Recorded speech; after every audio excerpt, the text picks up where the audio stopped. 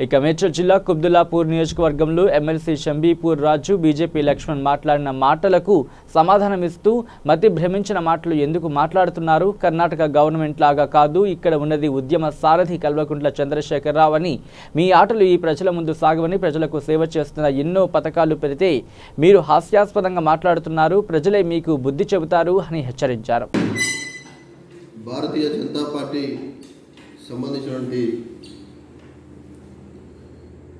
అధ్యక్షుడు లక్ష్మణ్ గారు మరి వారికి మతి భ్రమించినట్టుగా మాట్లాడుతున్నటువంటి పరిస్థితి కనబడుతూ ఉంది.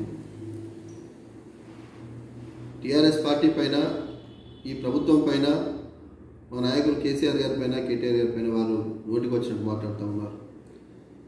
లక్ష్మణ్ గారు, మీకు ఎమ్మెల్యేగా పడిపోయి పిచ్చిలేసింది ఏమో అనిపిస్తూ ఉంది మాకు చూస్తూ ఉంటే, మీ పరిస్థితి చూస్తూ ఉంటే. ఆయన అంటాడు నిన్న, కేటీఆర్ నువ్వు ఎక్కడా అని. తెలంగాణ ఉద్యమంలో నువ్వు లేవు కాబట్టి నీకు తెలియకపోవచ్చు కేటీఆర్ గారు ఏంటో. కేటీఆర్ గారు టీఆర్ఎస్ పార్టీ కేసీఆర్ గారి నాయకత్వంలో ఈ ప్రాంత విముక్తి కోసం జరిగినటువంటి పోరాటంలో ఎన్నో పోరాటాలు చేసి వారిపైన ఎన్నో కేసులు కూడా అయినాయి.